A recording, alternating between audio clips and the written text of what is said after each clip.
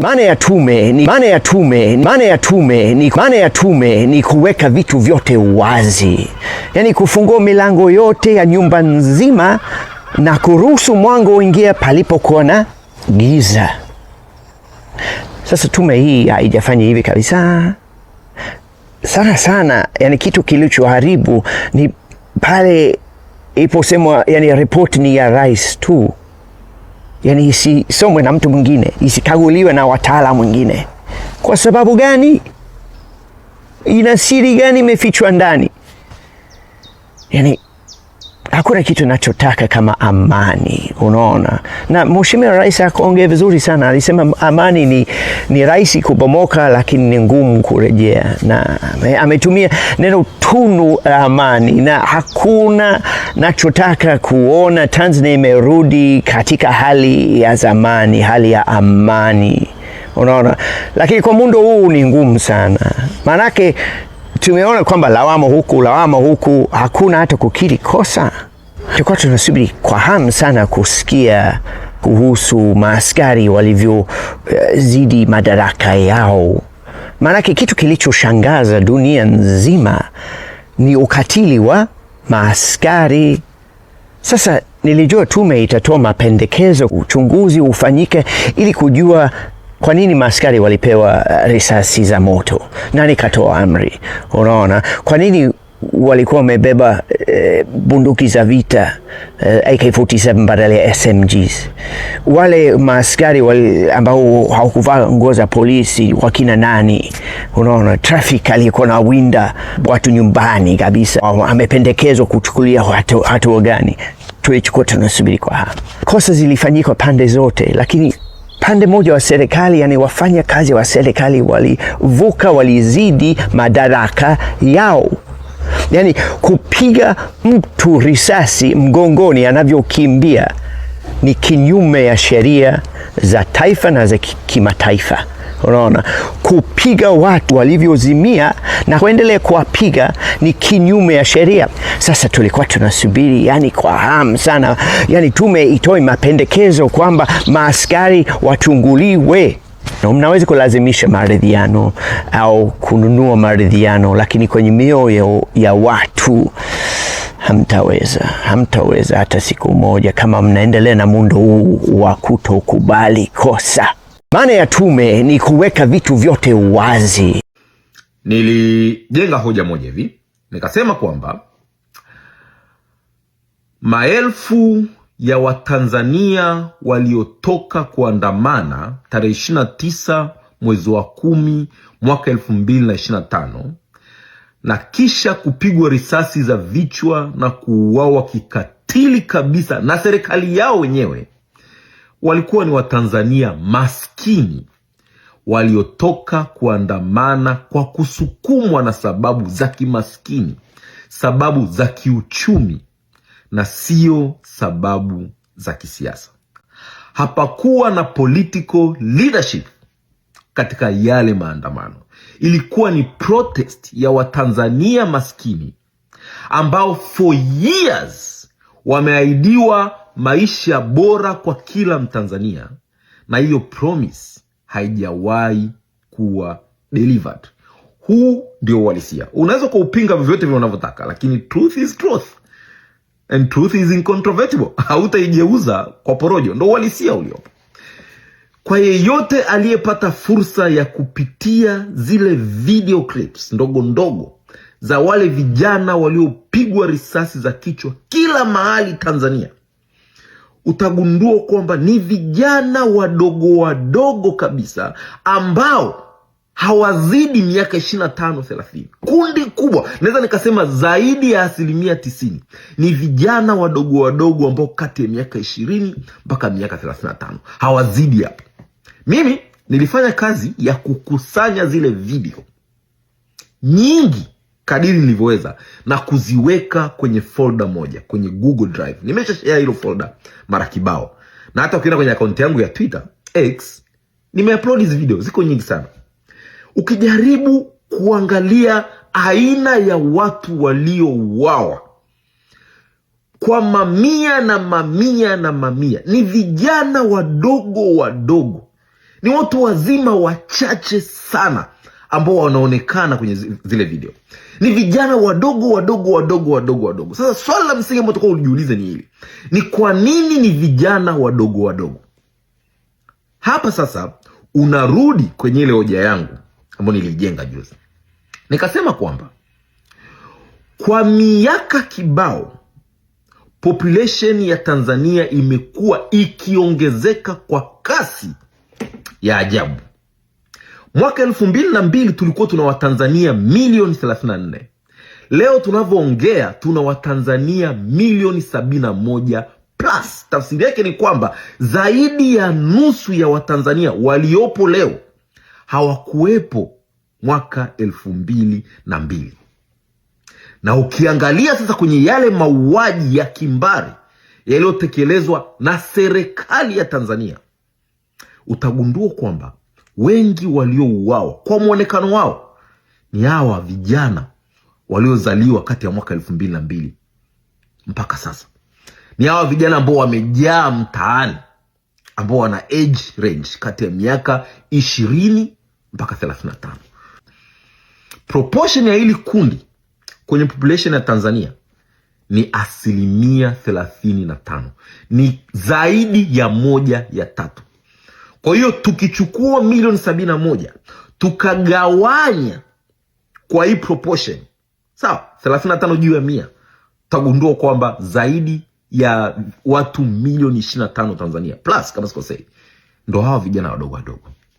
Sasa watafute hawa vijana katika shughuli za kiuchumi, ndio utaona uhalisia wa ile tatizo. Na ukirudi nyuma, kwa mfano, ukajaribu kuangalia zile takwimu za ajira kwenye sekta rasmi. Na ninavyosema sekta rasmi, na maanisha sekta ambayo watu wana uhakika wa kipato. Sizungumzii public sector. Nazungumzia sekta rasmi. Hata kama mtu ana uhakika wa kipato cha shilingi 100, basi ana uhakika kwamba kweli atapata shilingi 100. Sekta rasmi. Now, population ya Tanzania mwaka 2002 ukiangalia takwimu, tulikuwa watu milioni 34. Out of that, watu ambao walikuwa ni economically active, sawa, walikuwa ni watu milioni 17.8. Kati yao waliokuwa na ajira kwenye sekta rasmi mwaka 2002 walikuwa ni watu milioni 1. Okay? Watu milioni 1 kati ya watu milioni 17 ambao walikuwa economically active. Now, ni muhimu hapa tukakumbuka context. Okay? Mwaka 2002, wakati kundi kubwa sana la Watanzania lilikuwa halina ajira rasmi, halipo kwenye sekta rasmi ya ajira, kulikuwa kuna justification. Kulikuwa kuna hoja kwamba kati ya watu milioni 17.8 ambao ni economically active, ni watu milioni 1 tu wana ajira kwenye sekta rasmi, kwa sababu wao ndio wenye maarifa, wao ndio wenye skills. Nyie wengi bado ni illiterate. Okay? Kwa hiyo pambaneni, tuzidi kuongeza, kupata elimu, kupata maarifa. Mkiweza kuwa na elimu na maarifa kama hawa, basi na nyie wengi wenu mtaingia kwenye sekta rasmi. Okay? Kwa hiyo kulikuwa kuna justification mwaka 2002 na kurudi nyuma kwamba wengi hawapo kwenye sekta rasmi kwa sababu ya swala la maarifa, kwa sababu ya swala la elimu, kwa sababu ya swala la ujuzi. Okay? Then baada ya mwaka 2002 tukaanza kuja na promise nyingi sana za maisha bora kwa kila Mtanzania. Promise nyingi sana. Tukafungua shule za kata kwa wingi, tukachukua watoto kutoka kwa wazazi wao, tukasema kwamba nyinyi wazazi wala msihangaike kufundisha watoto kilimo, wala msihangaike kufundisha watoto ufugaji, wala msihangaike kufundisha watoto kuhusu trade zozote za familia. Tupeni sisi. Sawa, hii ni promise ya serikali. Tupeni sisi ya watoto. Tutaenda kuwa train, tutawapa formal education. Baada ya hapo wataingia kwenye soko la ajira, watakuwa na maisha bora, wataweza kujiajiri, wataweza kuajiriwa, wataweza kuongeza kipato, mtakuwa na maisha bora. Familia za Tanzania zilizokuwa kwenye tabu na mateso makubwa ya umaskini, zikauza kila kidogo zilichonacho, kila kidogo walichokimiliki, wakasema kwamba tuchangie watoto waondoke waende wakasome. Familia hizi zikaamua kufanya trade off, zikasema kwamba okay, sisi hatutachukua jukumu la kuwatengeneza hawa watoto wetu ili wawe wakulima, ili wawe wafugaji, ili waweze kuparticipate kwenye economic activities ambazo tunazifanya sisi. Badala yake tunawaamini ninyi serikali, wachukueni hawa watoto, nendeni mkawatunze kwenye hizo formal education centers mnazoziita shule, kwa kuamini kwamba baada ya hapo watakuwa na maisha bora, watakuwa na kipato. Fast forward mwaka 2026, leo tuna Watanzania milioni 71 wenye elimu mbalimbali, wenye degree za kutosha, wenye masters ya kutosha, wenye vyeti vya kidato cha 6, wenye vyeti vya kidato cha 4, wenye diploma, wenye certificates, wapo kwa mamilioni, wamejaa. Na swali la msingi, vipi ile promise ya maisha bora kwa kila Mtanzania? Je, hawa vijana wanaiishi ile promise? Wale wazazi waliotoa kila kidogo walichonacho kuhakikisha kwamba watoto wameenda shule, hata kama ni kwa kujiuza miili yao, wakaamua kwamba watoto waende shule, vipi wanaiona ile promise imekuwa delivered? Wakiangalia hilo katika uhalisia, hawalioni. Watoto wana mavyeti kibao, wamerudi mtaani, wana elimu, lakini hawana ajira. Hawana ajira katika zile sekta za uchumi zilizoahidiwa na watawala, na wala hawana ajira katika zile trade, zile economic activities zinazofanywa na familia zao. Wamechukuliwa for years, 15 years, wakawekwa kwenye kambi zinazoitwa formal education sectors za watawala, wakanyimwa fursa ya kujifunza shughuli za kiuchumi za familia zao, wakalazimisha kuwa dependent, wenye maarifa ya mtawala ya kwenye vitabu, lakini ambayo haya translate kwenye maisha halisi. Afu baada ya hapo wakatelekezwa mtaani. Hapo ndipo penye mzizi wa tatizo. Ukienda kufuatilia takwimu za ajira kwenye sekta rasmi tulizo nazo sasa hivi, zilichapishwa mwaka jana May, I think ilikuwa July 2025, pale National Bureau of Statistics, zinatuambia hivi: kati ya Watanzania milioni 31 ambao ni economically active, ni Watanzania milioni 4 tu waliopo kwenye sekta rasmi ya ajira. Watanzania milioni 4 tu waliopo wenye ajira katika sekta rasmi, haijalishi wanaingiza shilingi ngapi, ni milioni 4 tu. Na kundi la vijana, kwa mujibu wa takwimu za population yetu, kundi la vijana wenye miaka 15 mpaka 35 Tanzania ni 35%. Okay? 35 plus. Ni zaidi ya vijana milioni 25 kwenye population ya Tanzania. Hata tukiamua kusema kwamba okay, tuseme kwamba walioajiriwa Tanzania ni vijana pekee, utagundua kwamba kati ya vijana milioni 25 waliopo kwenye population yetu leo, ni vijana milioni 4 tu ndio wenye uhakika wa kipato, hata kama ni shilingi 100. Zaidi ya vijana milioni 21 wametelekezwa mtaani, hawana uhakika wa kipato. Now, hapa tena ni muhimu kurejea kwenye ile context tulioizungumza pale mwanzo.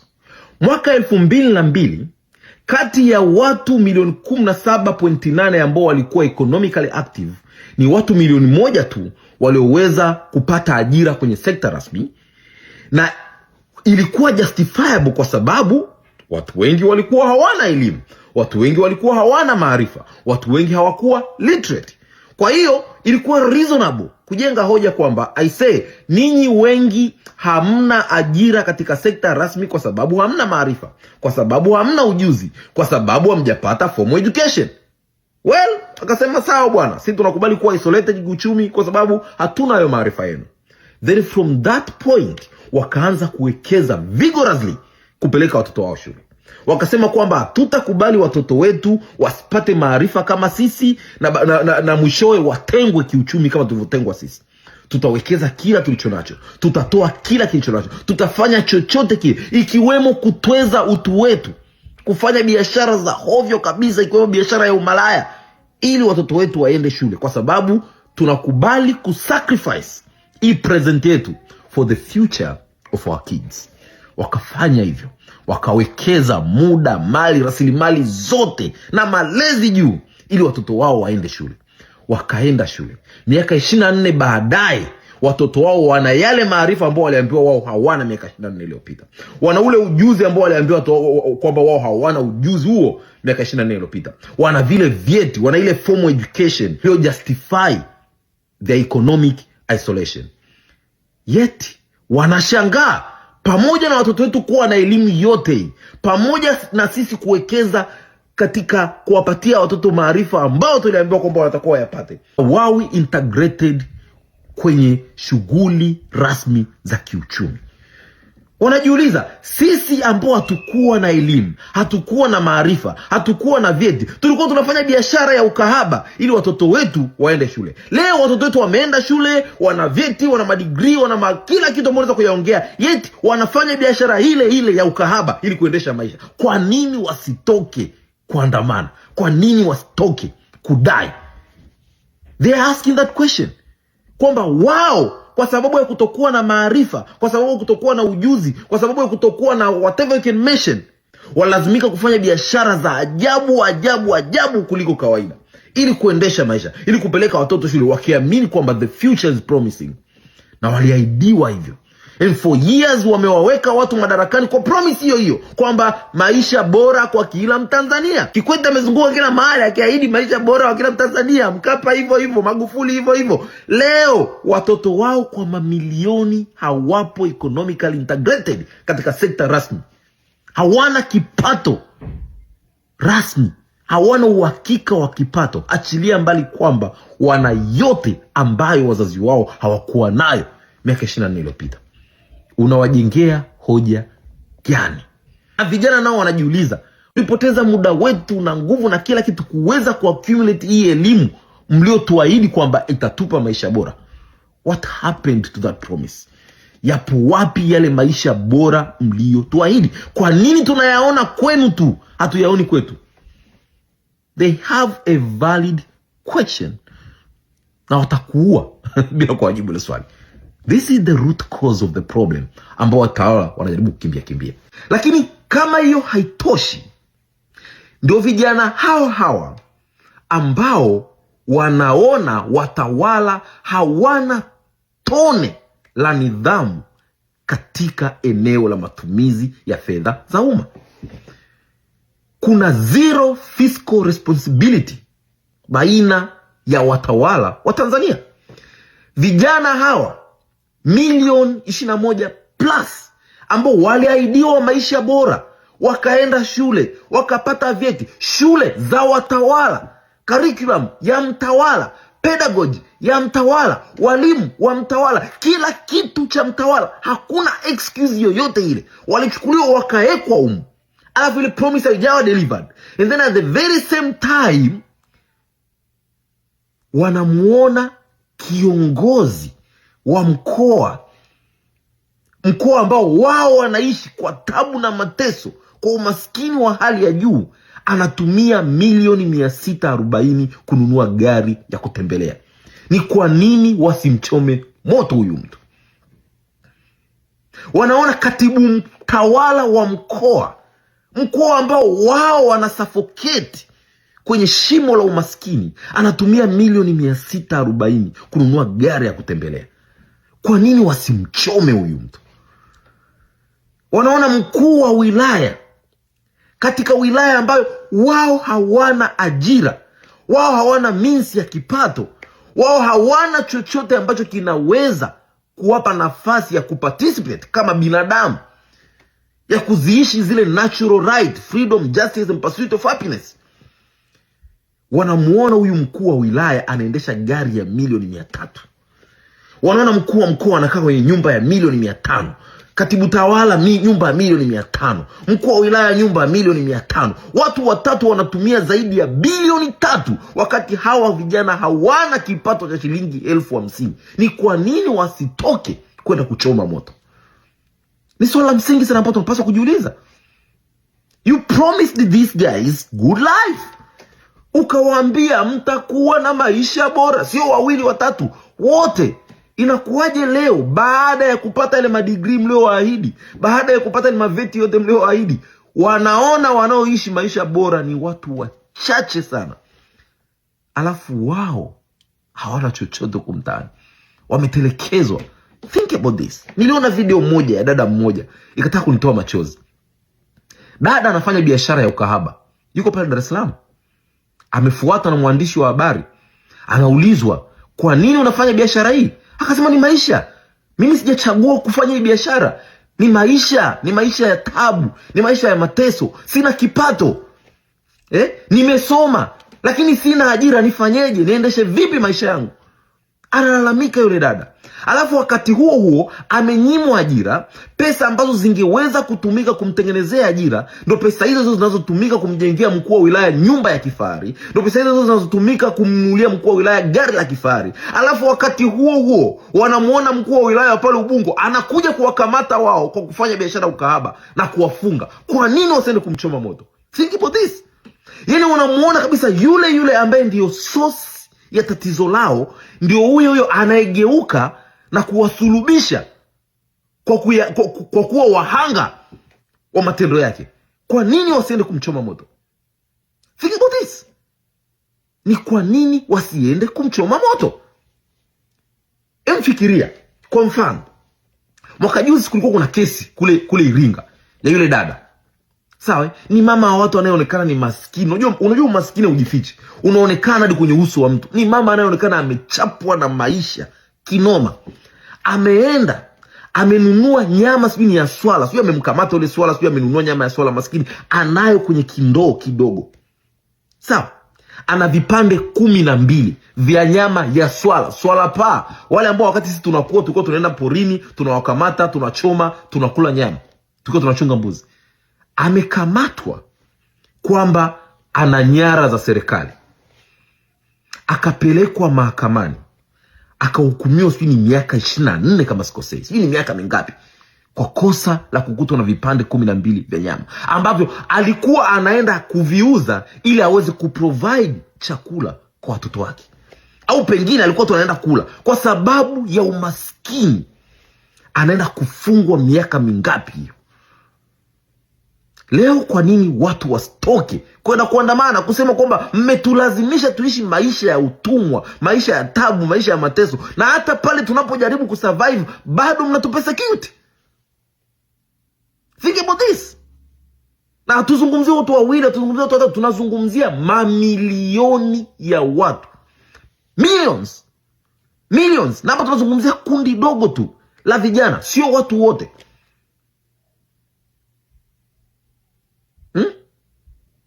Niliona video nyingine kule Tanga, mama akiwa analia kwa uchungu kuhusu mtoto wake, binti ambaye alifariki dunia wakati anaenda kujifungua. Mama anasema kwamba amempeleka binti yake mpaka hospitali akiwa na hali mbaya sana, anataka kujifungua, ana hali mbaya. Amefika hospitali, wamemnyima huduma. Wamemwambia kwamba ni lazima ulipe shilingi 300,000 ili tuweze kumzalisha huyu binti. Mama hana hela, raise fund, amejaribu kutafuta kila namna, hana namna ya raise 300,000. 300,000 ni mountain kwa Watanzania walio wengi, ni mlima Kilimanjaro kwa Watanzania walio wengi. Sijui kama watawala wanaelewa hili jambo. It's a lot of money. Kwa mujibu wa takwimu za waziri wa fedha mwaka juzi, Tuliambiwa zaidi ya asilimia 35 ya Watanzania hawana uwezo wa kujigharamia chakula cha shilingi 49,000 tu kwa mwezi mzima. Hawana uwezo. Yetu huyu mama anaambiwa alipe 300,000. 300,000, hichi ni kipato chake cha mwaka mzima. Anaambiwa alipe mtu wake jifungue. Mama amekosa ile pesa, maskini ya Rabi. Binti amekufa na mimba yake. Complications zimetokea, amenyima huduma mpaka amekufa. Hebu jaribu kutafakari hili jambo. Tulimuona Chalamila kwa mfano, mkuu wa mkoa wa Dar es Salaam, akizungumza kuhusu mama wa aina hii ambaye ameenda hospitali kujifungua, amekuta hospitali hakuna vifaa, madaktari wanamwambia aende akanunue vifaa vya kujifungulia hospitali ya umma. Anapiga simu kwa mkuu wa mkoa, analalamika, anamwambia mkuu wa mkoa, nimekuja kujifungua mimi, sina uwezo, naambiwa niende nikanunue vifaa vya kujifungulia. Mkuu wa mkoa anajigamba kwamba nikamjibu nikamwambia, kama una uwezo wa kununua gloves, nenda kapasuliwe na mume wako. Think about this. Huyu ni mkuu wa wilaya ambaye anatembelea gari ya milioni 640 iliyonunuliwa kwa kodi ya umma, pesa ambayo ilitakiwa iende kanunue vifaa kwenye hospitali. Kwa nini hao watu wasipandwe na hasira kiasi cha kukusanyika barabarani na kuchoma moto kila kitu? Why? Now, katikati ya tabu na mateso yote haya ambao Watanzania wanayapitia, bado wananyimwa hata ile haki ya msingi ya kugugumia maumivu, haki ya msingi ya kulalamika, haki ya msingi ya kusema mkuu, umenikanyaga, mguu wako unaniumiza. Wananyimwa hiyo haki kabisa. Shedrack Shaula, kijana mdogo tu yule, amechora taswira ya rais, akaichoma moto kwa kusema kwamba hakubaliani na matendo yanayofanywa na serikali. Wamemkamata, wamemweka jela miaka 2. Watu wamesimama, wametoa michango, wamelipa pesa ile kwa natakuwa ilipwe ili atolewe, ametolewa, serikali ikaona haitoshi, ikamkamata na kumteka na kumpoteza kabisa. Kijana yule Deus Soka hivyo anapita tu kwenye vijio vya kahawa, anasema jamani, tudaini katiba mpya, tudaini fiscal responsibility, tudaini uwajibikaji katika serikali. Wamemkamata, wamempoteza. Tundu Lissu hivyo, Mzee Ali Kibao hivyo. Hao watu kwa nini wasijawe na ghadhabu ya hali ya juu mpaka wafikia tu kusema kwamba enough with this shit? Why? This is the reality that we don't want to see. Ndo walisia. Tumechukua mamilioni ya vijana, shindilia kwenye hayo mataasisi ya elimu mnayoita vyuo, sio mnayoita shule. Mmewalazimisha wasome kozi za ualimu. Mmehakikisha kwamba kila mwaka karibu 1/3 ya enrollment ya wanafunzi kwenye vyuo vikuu inasoma kozi za ualimu. Wakimaliza wakirudi mtaani, mnaajiri 20% tu au chini hapo. Wengine wote mnawaambia waende wakajiajiri. Yaani umemchukua mtu, umemnyonya kila aina ya resource alionayo, mpaka vile viwanja kule nyumbani, viamba, vimbuzi, vikuku, kila kitu wameuza ili aende chuo kikuu apate hiyo elimu. Tena ukaongeza na mkopo juu kusema kwamba wewe soma tu, tunakuhitaji. Akasoma for years, akamaliza kwa sera zako za enrollment, kwa sera zako za ufundishaji, kwa aina ya elimu ambayo wewe ndio umeiamua. Wamaliza, amerudi mtaani, umekataa kumwajiri. Alafu unamwambia aende akajiajiri. Yaani umemtrain katika white collar job, alafu unamwambia aende akajiajiri. Hajiajiri kufanya nini? Yaani mwalimu anajiajiri kufanya kitu gani? Tumeona wale vijana wa NATO wale, wanaitwa NATO. Wakatoka wanapiga kelele, jamani, sisi ni walimu, mmetutosa, mmetuacha huko mtaani, hatuna ajira. Mwaka 2016 alipoingia Magufuli, sijui mpaka mwaka 2020, miaka yote ile 5, alizuia kabisa ajira za walimu. Tumetengeneza backlog kubwa huko mtaani, hakuna nia yoyote ya dhati ya kuajiri walimu. Watu wamejaa huko mtaani, hawana chochote. Yet wakisimama na kudai, tunaua, tunateka, tunapoteza, tunafunga. Kwa nini hao watu wasio na ghadhabu kiasi cha kusimama na kusema kwamba enough is enough? Huo ndo uhalisia. Tutajaribu kupaka mafuta, tutamanipulate, tutajaribu kufanya hiki na kile, lakini uhalisia ni uhalisia. Watanzania kwa maelfu waliotoka kuandamana na kuuawa kikatili tarehe 29 Oktoba ni Watanzania maskini waliotoka kudai ile promise ya maisha bora wa kila Mtanzania. Promise ambayo imeshindwa kuwa delivered. Huo ndio uhalisia. Na utabaki kuwa uhalisia. utabaki kuwa uhalisia. As long as tunaendelea kuwa na aina ya watawala ambao they don't care about the people, all they care about is power, all they care about is maisha ya kifahari, ipo siku hawa watu watatoka na kuchoma nchi yote. Ipo siku tutatengeneza rebels, waasi, na hapatakalika. Nchi nyingi ambazo zilianza kuwa na civil wars zilitokana na mambo kama haya. Ukweli una tabia ya kulipiza kisasi endapo utapuuzwa, na tarehe 29 tuliona. Acha tuendelee kupuuza, and then we shall see.